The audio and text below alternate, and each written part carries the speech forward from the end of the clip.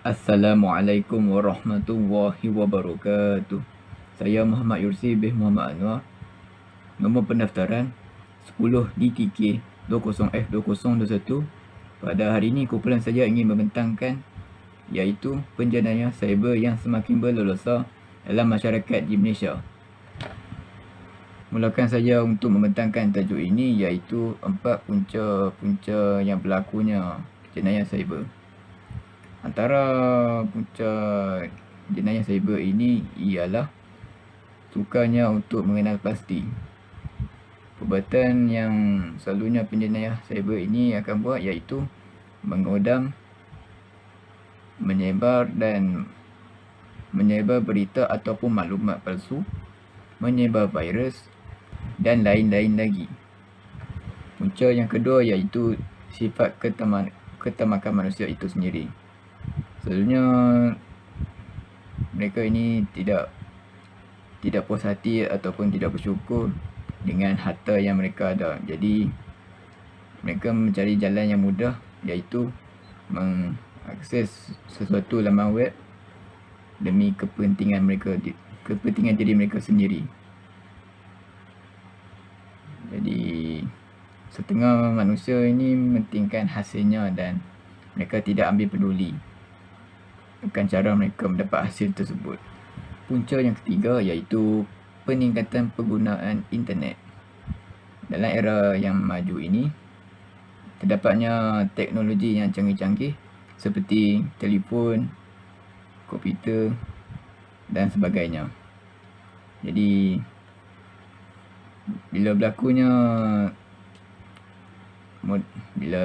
zaman moden ini, terdapat ramai yang mengambil peluang untuk membuat sesuatu yang baru. Jadi berlakunya juga penjenayah cyber ini dalam membuat sesuatu yang perkara yang negatif. Seperti contohnya golongan muda iaitu seperti golongan remaja lah. Jadi mereka ingin mencari sesuatu yang baru untuk ataupun mencari sesuatu hobi yang baru untuk memuaskan hati mereka, memuaskan kehendak mereka sendiri. Punca yang terakhir iaitu kekurangan pengetahuan dalam pengendalian komputer. Pada zaman moden ni, bila kita lihat setengah masyarakat tidak mahir dalam menggunakan teknologi yang semakin canggih ini. Manakala pula bila kita lihat penjenayah cyber ni, mereka ini lebih cekap dan berprofesional dalam mengakses sesuatu. Jadi bila kita ambil contoh, penjenayah cyber ni akan membuat sesuatu laman web ataupun iklan yang boleh menarik perhatian pengguna tersebut. Jadi pengguna tersebut akan mudah dipancing oleh mereka, lalu mereka akan membuat sesuatu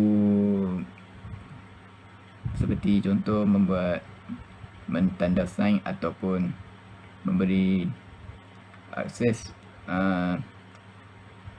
berkaitan dengan kad bank ataupun maklumat mereka. Jadi itu saja saya pada hari ini untuk membentangkan isu ini. Saya akan memberi peluang untuk melanjutkan kepada rakan sekumpulan saya. Terima kasih. Assalamualaikum warahmatullahi wabarakatuh. Nama saya Muhammad Ali Faikal bin 10 DTK 20F2010. Okey, hari ini saya akan menemu bual dua orang yang setelah janji saya akan temu bual mereka untuk tanyakan pendapat mereka tentang jenayah cyber di kalangan masyarakat Malaysia. Okey, saya akan tanya mereka pendapat ataupun contoh dan pengalaman mereka, adakah mereka terjebak ataupun tidak. Okey. So orang pertama saya akan tanya Encik Muhammad Ashraf dan orang kedua lah Encik Muhammad Hafiz. Okey, so apa saya akan tunggu kehadiran mereka. Assalamualaikum Encik Ashraf. Waalaikumsalam. Terima kasih Cik Ashraf kerana sudi untuk ditemu bual untuk saya menyelesaikan saya punya mini projek ini. Okey. Terima kasih kepada saudara Muhammad Haikal kerana sudi menemu ramah saya pada hari ini. Tak apa. Pada masa kini, jenayah cyber semakin berleluasa dalam masyarakat di Malaysia. Apakah pendapat Encik Ashraf tentang jenayah cyber ini? Okey, pada pendapat pribadi saya, sudah menjadi lumrah kepada masyarakat sekarang yang gemar membawakan kehidupan pribadi mereka pada umum mengenai aplikasi di media sosial menerusi teknologi dan gadget yang sedia ada. Pada masa sekarang, istilah kehidupan pribadi itu sendiri telah tidak bermakna dan ditenggelami oleh arus perkembangan sosial pada masa kini. Pada masa yang sama, masyarakat menganggap perubahan trend itu berpunca daripada kemajuan teknologi dan aspek komunikasi dan hiburan. Malah masyarakat menuni jari dan menyalahkan perubahan dunia yang bergerak seiring dengan masa yang lebih senang. Walhal sebenarnya ia berpunca daripada masalah individu itu sendiri. Persepsi dan mentaliti orang ramai khususnya golongan muda yang beranggapan bahawa kehidupan mereka wajar dikongsi, terutamanya jika melibatkan kekayaan, kejayaan dan pencapaian adalah satu perkara. Namun begitu, ramai yang tidak sedar akan risiko di sebalik perkongsian peribadi melalui media sosial seperti di Facebook, Instagram, Twitter dan lain-lain. Risiko yang dimaksudkan adalah ancaman cyber yang kian meningkat bukan sahaja menyebabkan akaun media sosial digodam, malah data peribadi mereka akan dicuri. Okey, Cik Ashraf. Ada sedikit contoh yang Cik Ashraf boleh berikan? Bagi saya, jenayah cyber yang sering berlaku di dalam kalangan masyarakat ialah kegiatan berkenaan yang menyebabkan kerugian besar kepada mangsa. Seperti baru-baru ini iaitu seperti Macau scam, iaitu apabila nombor PIN account, nombor kad kredit atau debit boleh dicuri oleh penjenayah berkenaan. Sasaran maklumat yang menjadi sasaran spyware tersebut ialah dengan melong masuk perbankan atau sebarang aplikasi dan laman sawang kewangan serta laman sosial pengguna. Oleh sebab itu, banyak kes kehilangan wang dan akaun atau akaun media sosial kita telah digodam kerana kata laluan keselamatan sudah diketahui oleh pihak lain. Okey, Cik Ashraf. Ada sedikit kesedaran ataupun iktibar yang Cik Ashraf boleh berikan? Okey, pada pendapat saya, kesedaran kes tersebut wajarlah dijadikan contoh supaya orang ramai tidak lalai dan leka dengan ketagihan bermain media sosial. Kerana akaun rasmi kerajaan pun boleh digodam, apatah lagi rakyat kita sebagai rakyat biasa. Jika hendak dikira, amat banyaklah sebenarnya kes-kes yang melibatkan kegiatan mengodam dan dilaporkan dalam akhbar tempatan dan agensi-agensi berita yang lain. Kerana kurangnya kesedaran masyarakat dan perhatian terhadap isu ini menyebabkan mereka terdedah pada ancaman cyber tersebut. Jenayah cyber perlu dipandang serius kerana ia memberikan impak negatif kepada rakyat Malaysia, orang ramai, khususnya kepada pengguna sosial media. Itu je. Okey, boleh Cik Ashraf kongsikan sedikit pengalaman? Adakah Cik Ashraf pernah terjebak? Saya secara peribadi saya tidak pernah terjebak. Saya pernah terjebak, cuma dah lama. Tapi baru-baru ni ibu bapa saya pernah terkena dengan panggilan scam yang yang mengatakan mereka pihak dari KKM dan dan meminta sejumlah wang untuk menebus. Itu je. Okey, terima kasih Cik Ashraf. Terima kasih sekali lagi saya ucapkan. Dan itu je. Terima kasih. Assalamualaikum. Salam. Okey, seperti apa yang Cik Ashraf cakap tadi, saya setuju apa yang daripada apa? Saya setuju dengan pendapat dia. Dan okey, next adalah saya akan jemput Encik Muhammad Hafiz. Assalamualaikum Encik Hafiz. Waalaikumsalam. Okey, terima kasih Encik Hafiz kerana sudi untuk ditemu bual oleh saya. Okey, seperti yang kita tahu pada era globalisasi ini, jenayah cyber semakin berleluasa dalam masyarakat di Malaysia. Okey, apakah pendapat Encik Hafiz tentang jenayah cyber yang semakin berleluasa dalam masyarakat di Malaysia? Terima kasih kepada saudara Haikal kerana sudi menemu ramah saya pada hari ini. Pada pendapat saya, jenayah cyber ini perlu dibendung dengan lebih mendalam kerana jenayah cyber ini merupakan masalah yang besar disebabkan ianya melibatkan pelbagai jenis masyarakat. Okey. Pelbagai lapisan masyarakat. Okey. Seperti kita sedia maklum, jenayah cyber seperti penggodaman, scam, dan fitnah di laman media sosial ini merupakan ancaman kepada masyarakat kini. Hal ini kerana banyak lapisan masyarakat yang menggunakan teknologi seperti telefon pintar dan komputer riba sebagai alat harian mereka. Saya mencadangkan agar pihak berwajib menjalankan kempen kesedaran kepada masyarakat agar mereka dapat mengetahui tentang bahayanya jenayah cyber ini. Okey, baik.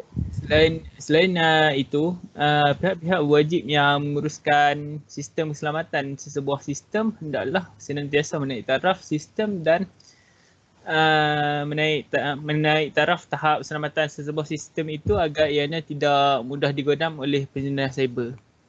Itu pendapat saya. Okey, adakah Encik Hafiz ada contoh untuk diberi?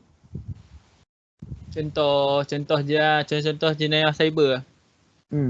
Okey, contoh-contoh jenayah cyber yang kita dapat tahu seperti penggodaman, penipuan online, lepas tu seperti fitnah di laman media sosial. Okey, baik.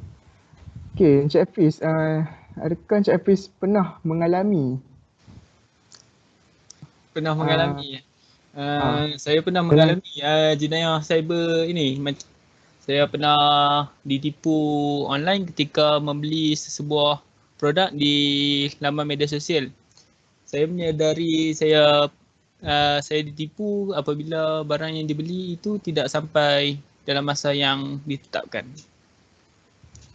Okey, so barang tu tak sampai lagi? Tak sampai lagi. Okey, terima kasih Encik Hafiz kerana memberikan pendapat anda. Okey, sama-sama. Okey, terima kasih Hafiz. Assalamualaikum. Salam. Salam sejahtera, saya Ong Yushin. Kemudian nombor benci saya ialah 10 DDK 20 F 2037.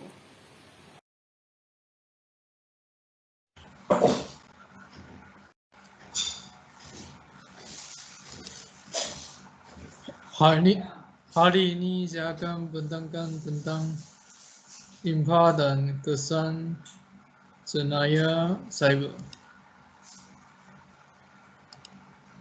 Kemudian pertamanya, kurangnya maklumat dalam penggunaan teknologi yang tak selamat. Kemudian meningkatkan jenayah cyber bertambah apabila menggunakan perbankan online secara berluas yang diperkenakan kepada pengguna. Kemudian jenayah cyber juga dikorong oleh kemunculan internet sebagai alat komunikasi terkini yang menjanjikan wadah penyebaran maklumat yang cepat dan mudah diaksi. Kemudian ke akhir laman web yang tak rasmi dalam proses perbankan online juga boleh menyebabkan pembocoran dan pendedahan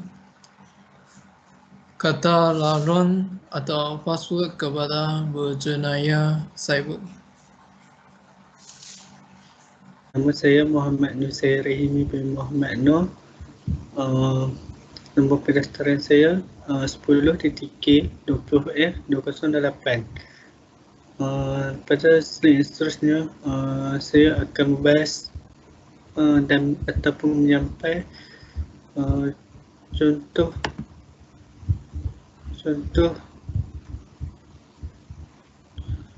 isu semasa.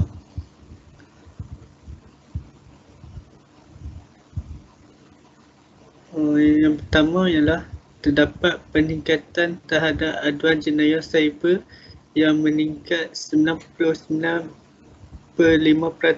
kepada 20,805 berbanding 10,426 kes pada 2019, kata Ketua Perangkawan Datuk Seri Muhammad Uzair Mahidin. Antara aduan diterima adalah elemen ucap palsu, jelik, sumbang dan mengancam.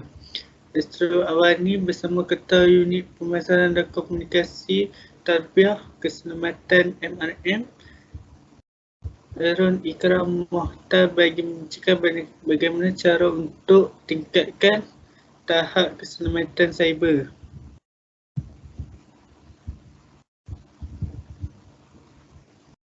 Yang seterusnya, Kuala Lumpur.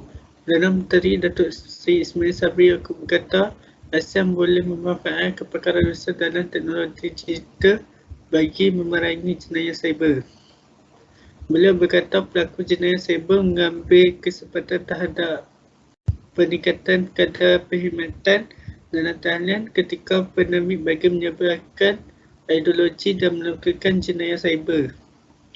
Berhubung perkara ini, ASEAN boleh memanfaatkan kepakaran usaha dalam teknologi digital.